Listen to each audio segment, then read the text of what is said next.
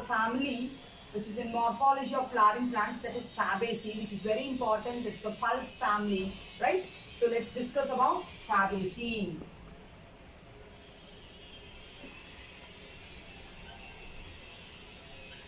It's commonly called as pea family. In the previous lecture, we discussed about mustard family, which is called Brassicaceae. Now, plant families will end with the suffix called CEAE. If anything ends with CEAE, then it is called the plant family. So, we are going with the first family in NCERT textbook, 5.9. What is it? 5.9.1, it is Fabaceae, pea family. Okay. Now, if we have to see the hierarchy of Fabaceae, to which kingdom, which division, which class, which order, which family it belongs to, if we have to discuss that fast, we will see like to which kingdom it belongs to, which phylum it belongs to, right? Phylum or for plants we use division. To which division it belongs to, which class it belongs to. So it belongs to a kingdom Plantae. Then it belongs to a division. Fabaceae members belong to a division called Angiospermae.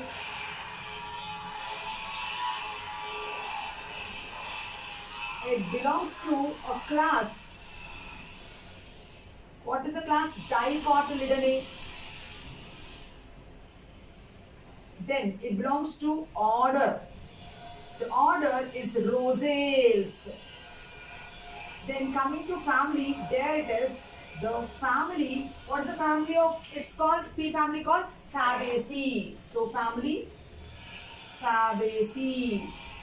Then genus and species. Whenever we are studying a family, we have to take a reference plant to study. While we were studying Brassicaceae, we have taken mustard. Brassica campestris is a reference plant to study. Similarly, when we are studying Fabaceae, we have to take pea plant as an example. Now, pea plant, what is it called? Garden pea, Pisum sativum. So, the genus we are going with Pisum and the species name is sativum. Children, this is a hierarchy of the Fabaceae. Which kingdom it belongs to? Plantae. Which division? Angiospermae. Class? Dicotyledonnae. Order? Rosales. Family, Fabaceae. Genus, Pisum. Species is Sativum. This family was earlier kept under a family called Leguminaceae and it was given a title called subfamily. The name of the subfamily is Papilionoideae. Since they found that there are so many beings under this family, they separately made it into a separate kingdom. So this family was earlier under which family? Leguminaceae. Let us write on. This family was earlier under which family? It is earlier under Leguminaceae. And they are given a what did they give? They call it as a subfamily. What is the name of the subfamily? Earlier it was called as Papilionoideae. Papilionoideae. Basing on its papilionaceous corolla. Basing on its papilionaceous corolla. Vexillary estivation it has, right? Papilionaceous corolla it has, right? Basing on its papilionaceous corolla, they gave a name called a subfamily called Papilionoideae. Later, when they came to know that the beans families, the bean members are more, they are present worldwide, then they separately made it into a separate kingdom, separate family, which is called Fabaceae. The popular member is pea family. It's called pea family. Now, I told you, semi-technical description of flowering plants we discussed. Whenever you are describing a family or a plant, so you need to follow proper sequence. Habitat, habit, vegetative characters like that. So, when we discuss about the habitat, means the address. We tell that just now I told Fabaceae members are seen worldwide. So, they are present worldwide. They are present worldwide. Mostly they are mesophytes under normal temperatures. But there is one xerophyte called Ilex. So they are mostly mesophytes. Mesophytes means growing under normal conditions, normal room temperatures. But there is one xerophytic plant which is called Ilex. So Ulix, what is it? It is a xerophyte. Ulix is a xerophyte, rest all are mesophytes. This is its habitat present worldwide. Now, talking about the second order, it is habit. Means they are herbs or shrubs or tree. Usually they are shrubs and herbs only. Trees are rare. So usually they are herbs and shrubs. Then what is their lifespan? So the lifespan ranges from annuals to perennials. It can be 1 year, annual, it can be many years, perennials. So the lifespan ranges from annuals to perennial. So we are going in a perfect order. We told what is its habitat, what is its habit, then comes the vegetative characters. Now when we have to talk about vegetative characters, the first comes is the root. Since you all know that peas are dicots, that means which root it will have? Tap root it has. So the root is tap root system. The speciality of Fabaceae members is they have nodulated roots. In the nodules, they host symbiotic bacterium rhizobium, which helps in nitrogen fixation, right? So they have tap roots. They are nodular roots. So inside the nodular roots, they host, what do they host? They host rhizobium. What will this rhizobium bacteria do? It helps in nitrogen fixation. Now, where is that nitrogen? In the roots. So that is why we use these Fabaceae members, pulses under crop rotation, or we can use it as a green manure. I'll tell you what do you mean by crop rotation and why is it called as a green manure. See, after we harvest the pulses, we can take out the plants and we can leave it on the soil because it contains nitrogen, it contains bacteria. So it adds manure to the soil, especially nitrogen. So that's why it's called green manure. Crop rotation, rice and all requires more amount of nitrogen to grow. So rice is a 4 months plant. So what we have to do? First we have to plant a pea plant. It will fix the nitrogen from the atmosphere into the soil. The soil gets nourished properly. After that, if you grow rice, after you harvest the pea, if you grow rice, the soil is enriched. It can easily grow. That is called crop rotation. What is crop rotation? In crop rotation, we'll first go with pulses, then cereals. So when you are growing pulses plants, Fabaceae members, the soil will be enriched. After pulses, grow cereal. Cereal will consume all the nutrients. Again, go with pulses. This is called crop rotation. Pulse and cereal, like that, one after the other if you are growing. So pulses will fix the nitrogen, make the soil more fertile. Then the cereals can easily grow and it can give more harvest. That's called crop rotation. So because of its root system, because of its unique habit, giving space for the rhizobium bacteria which fix nitrogen, so it can be used as crop rotation, it can be used in manure also. Now coming to the stem. As you told, they are herbs and shrubs. Woody stems will not be there. So what type of stems are there? So they are erect stems or they can be climbers also. Right? Now coming to the leaf children. All these are the vegetative characters. Coming to the leaf. Simple leaf can be there. But when we are taking the pea plant as a reference, Pisum sativum as reference, it is pinnately compound leaf. So the leaf can be either simple or it is pinnately compound leaf. Then the speciality is the leaf base has stipule and it has pelvinus. Swelling will be there. Pelvinus leaf base will be there, and at the leaf base it has stipules also. The stipules are modified into folios. Stipules, they are modified into leaves to do more photosynthesis. So the leaves are simple leaf or pinnately compound leaf. It's a dorsiventral leaf because it's a dicot. Next one, the leaf base will be swelled up. That's called pelvinus leaf base will be there. It has a pair of stipules at the leaf base. The stipules are modified into leaf-like structures called foliostipules are there. And in Lathyrus, if you see, we studied under leaf modification. In Lathyrus, the whole leaf is modified to tendril for giving additional strength. Whereas in pea plant, in Pisum, the terminal leaflets are modified into tendrils. So we can see the whole leaf. The whole leaf is modified into tendril in. Whole leaf is modified into tendril in which plant? I told it is Lathyrus sativus, sweet pea. Lathyrus odoratus we can tell, or Lathyrus sativus we can tell. Now, the terminal leaflets, the terminal leaves are modified into tendrils. Only the terminal leaflets are modified tendrils in Pisum. So this is about the leaf. So come on, let's briefly look at the board once again before going to the next part. Fabaceae is the first family we are going to study under the morphology chapter. It is commonly called as P family. The hierarchy, it belongs to kingdom called Plantae. Its division is Angiospermae. Its class is Dicotyledonnae. Its order is Rosales. Its family is Fabaceae. Which plant are we taking reference to study here? Pisum sativum, sweet pea. Then, when it comes to the family description, earlier it was kept under a big family called Leguminaceae, and it was given a subfamily name called Peperinoidae. Later, they shifted it and they made a separate family, and they have given a word called Fabaceae here. Now, coming to its habitat, it's present worldwide. Mostly they are basophytes, but there is one xerophyte. The name of the plant is Ilex.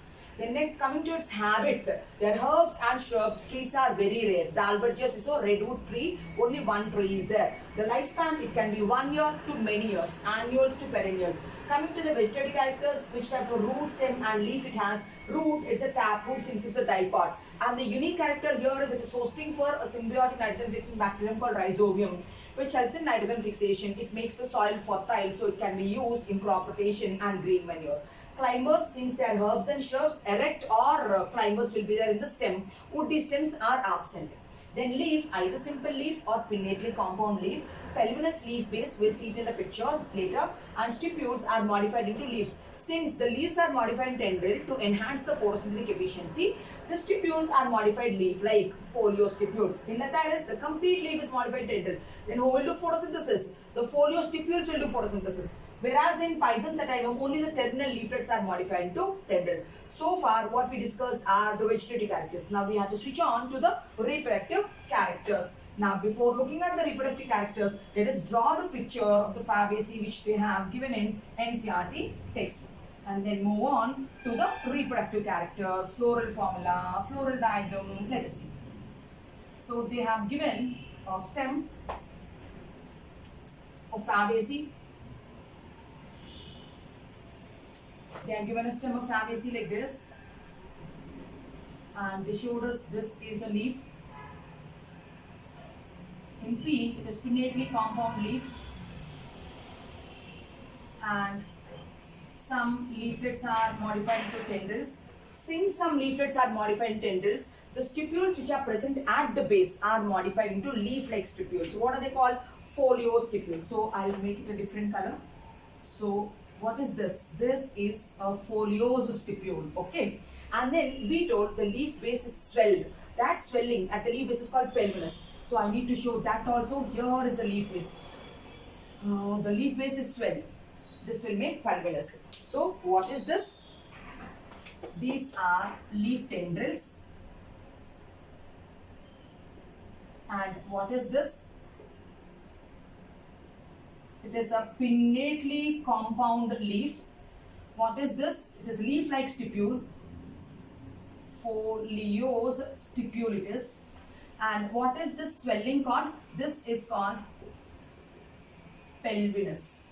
Okay, pelvinous leaf base. And then when it comes to inflorescence, we told it's racemose inflorescence and it has vexillary division. Now let us look at the vegetative. We finished vegetative characters. Let's go to the reproductive characters. Under reproductive characters, this is a proper sequence we are going. So first we need to talk about inflorescence. Now we know there are two basic types of inflorescence, either racemose or cymose. Fabaceae members have racemose type of inflorescence. So the inflorescence is racemose. Now which type of flowers are there in the inflorescence? So I'll show you here. The flowers are bisexual. They have both androecium and gynoecium. But the plane of symmetry is only one vertical plane. Means it is zygomorphic, bilateral symmetry. So it is bisexual flower, children. It is a bisexual flower exhibiting which symmetry? Zygomorphic symmetry. Exhibiting zygomorphic symmetry. Now after flower, we need to talk about its calyx Corella, Andrecium, Gynoecium. Let's go with the first member, calyx. Now for that, we will draw the floral diagram. Through the floral diagram, we can understand, right? So since I told it is zygomorphic, so I need to make it elliptical. I need to make it oval shape, right? So now we will draw. It has a bract also. This represents the mother axis, and it has 5 sepals, right? It has 5 sepals. So the sepals are here. 1 sepal, second sepal, third sepal, fourth sepal, fifth sepal. So how many calyx did I draw? 5 sepals. And the sepals are fused, means it is gamosepalous. So it is fused in.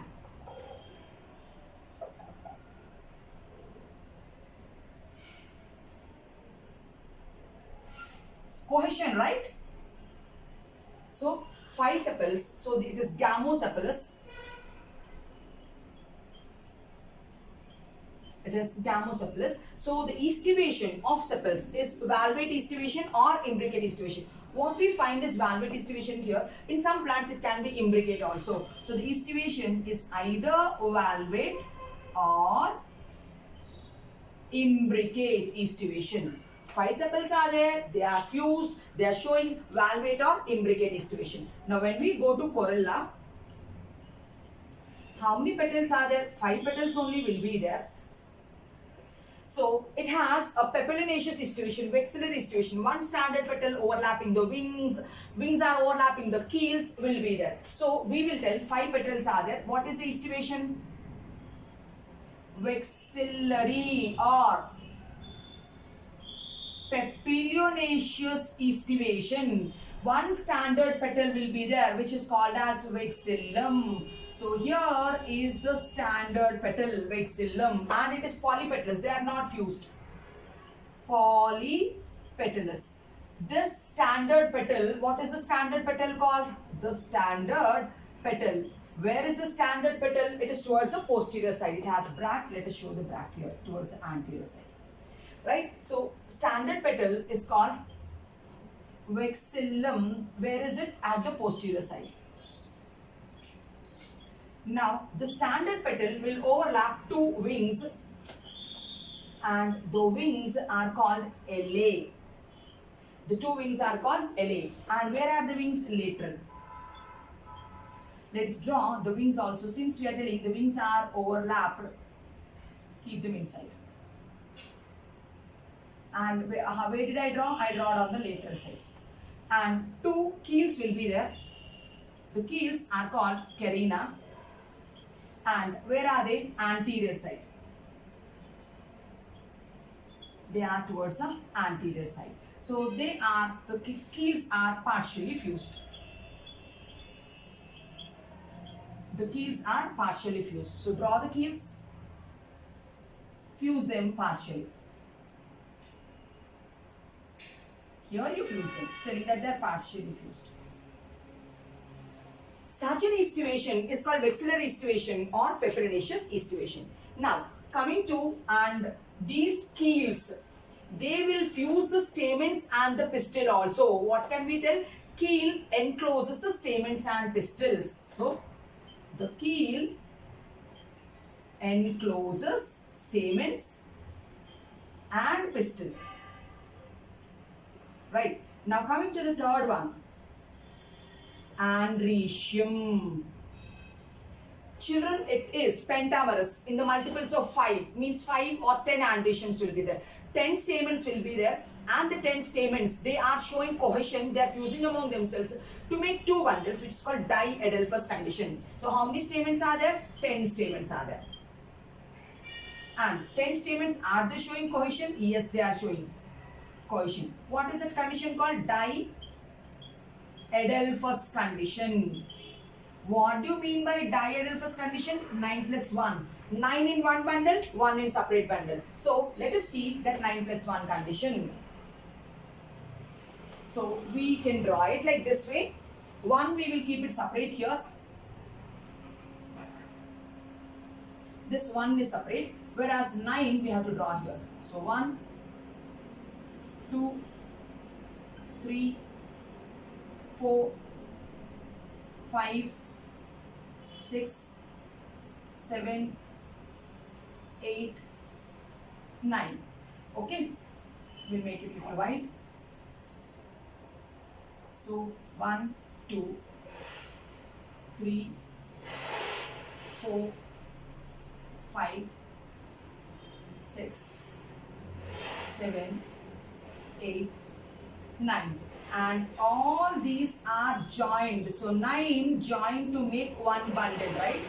So 9 joined to make one bundle, 1 separate. So 9 plus 1. So 9 in bracket. So what is that condition called? Diadelphous condition. It comes under quotient. How many stamens are there? 10 stamens are there. And they are intros. Means they are at the same level. They are not exerted. Means inserted we can tell. And dithecous you can tell. 2 lobes are there you can tell. Now this is about andrecium. Now coming to gynoecium. So if you see the picture, it is monocarpellary unilocular. So only one I need to draw here. Here we go. And it has marginal placentation with many ovules. So one carpel. So I am writing here monocarpellary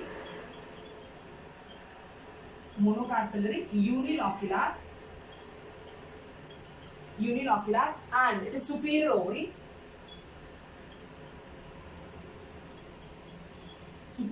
Having marginal placentation. The seeds or the ovules are having marginal. They are exhibiting marginal placentation. Okay. Now, this is about the gynoecium. Monocarpellary, unilocular, superior ovary, marginal placentation. So this we can tell about the gynoecium. Now talking about the fruit also, let us talk about the fruit also. Fabaceae members we have seen in dry dehiscent fruits. It's legume or pod. So the fruit is legume or pod. Now we have to talk about the seed also. We know that dicot seeds are non-endospermic. They are non-endospermic. How many seeds are there? 1 to many. They are non-endospermic, 1 to many, and they are at marginal placentation. So we finished all the reproductive characters: inflorescence, flower, calyx, corolla, andrecium, gynoecium, fruit, and seed. We finished. Now what we can do? We have floral diagram we have drawn. Floral formula also we'll write it. Which symmetry it is having BRAC. So we can write BR. Then next one, which type of symmetry it is having? Zygomorphic symmetry. Andrecium, gynoecium both are there. So use this symbol, bisexual symbol. Then calyx K, how many are there? So 1, 2, 3, 4, 5 are there. Gamo, so in bracket. Now corolla, how many are there? 1 standard petal, 2 wings, 2 keels which are fused, so 2. Then andrecium, 9 in bracket, 1 separate. Gynoecium, superior ovary, only 1. This is a floral formula of Fabaceae, and here is a floral diagram of Fabaceae. These are the reproductive characters of Fabaceae. Now the last we are left with the economic importance, right? Now let us discuss about the economic importance also for Fabaceae. Some plants they give pulses, some plants give oil, and some are medicinal, some are ornamental. That we will see now.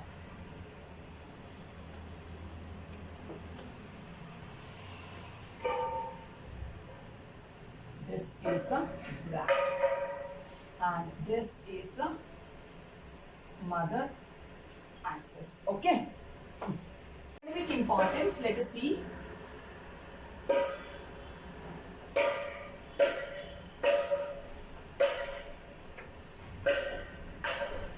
Now, under this family, some are pulses. We will list down the pulses, right? So, some are pulses. One is a broad bean member. I'll write the common names, you will see the scientific names also. One is called broad bean.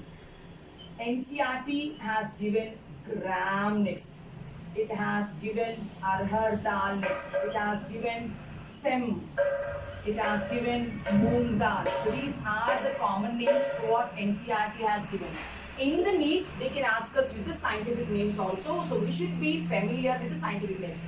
Broad bean is called as Visia faba. In genetic experiment, Taylor will conduct experiments on Visia faba. Then gram is called as Caesar aritinum. So what is broad bean called? Broad bean is called as Visia faba. What is gram called? Gram is called as Caesar aritinum. Is the genus name. Aritinum is a species name. Arhar dal is called as Cajanus cajan. Cajanus cajan. Sem is called as Dolichos lab. Moong dal is called as Phaseolus radiatus. So children, all these are the pulses. So we can write Lathyrus also, and this also we can write. So we can write, what is that? Lathyrus comes under sweet pea. Sweet pea comes under there, we can write. Pisum sativa we can write.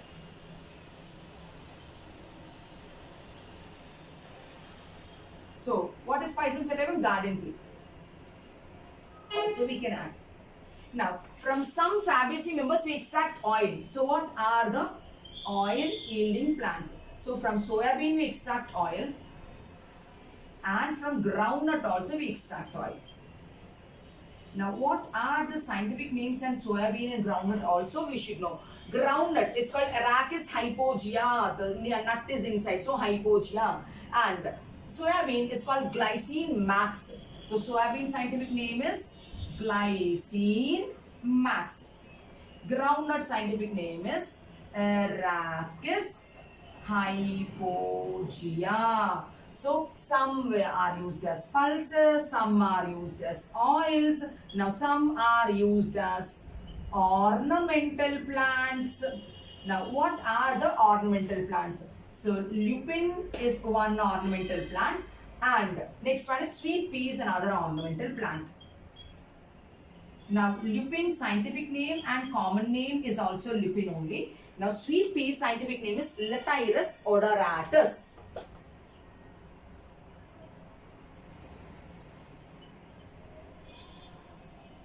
And from some we extract fodder. What are the fodder plants? So fodder plants are Sesbania and Trifolium. Scientific names and common names are the same. So from some we extract fiber. Fiber extracting plant is sun hemp. Sun hemp scientific name is Crotalaria juncea. Crotalaria juncea. So pulses extracting Fabaceae members are there, oil extracting Fabaceae members are there, ornamental plants are there, fodder means we feed it for animals, that plant is there. Now fiber is there, medicinal plant is also there. Medicinal plant is called Muletai. So medicinal plant is called Mulethi. The scientific name of Mulethi is called Glycyrrhiza glabra. Glycyrrhiza glabra. Okay. So this is a medicinal plant. So we finished fodder plant, we finished fiber. I think the last one is dye extracting plant. There is a plant called Indigofera tinctora from where we extracted dye. What's the name of the plant? Indigofera tinctora. From Indigofera tinctora we extract dye. So with this, I think we covered everything related to one dicot family, that is Fabaceae. Earlier it was called Leguminosae. Under the Leguminosae, in a subfamily called Papilionaceae, Papilionoidea, they have kept, later they got separated under Fabaceae. So what are the characters we studied? Its habitat we have seen, its habit we have seen, vegetative characters we have seen, reproductive characters we have seen. Then in the reproductive characters, what did we see? Calyx, corolla, androecium, gynoecium, flower, fruit, seed, everything we have seen. Then we have seen the floral diagram also, floral formula also. Then we came to the economic importance. Some are pulse yielding, some are oil yielding, some are ornamental, some are fodder plants, some are fiber extracting plants, medicinal plant, dye extracting. Broadbean children, scientific name is Visia fava. Gram, it is Caesar arachidum. Arhar dal, Cajanus cajan. Sem is called Dolichos lablab. Moong dal, Phaseolus radiatus. Garden pea, Pisum sativum. This is a reference plant. Oil extracting soybean oil, Glycine max. Groundnut oil, Arachis hypogaea. Ornamental lupin is a very beautiful flower. It is lupin only. Sweet pea, scientific name is Lathyrus odoratus. Fodder plant, Sesbania and Trifolium. Fiber, sun hemp, Crotalaria junicea. Medicinal plant, Mulethi, Glycyrrhiza glabra. Dye is extracted from a plant called Indigofera tinctora. Rosewood is extracted from Dalbergia siso. So wood, it is very rare. So it's extracted from Dalbergia siso.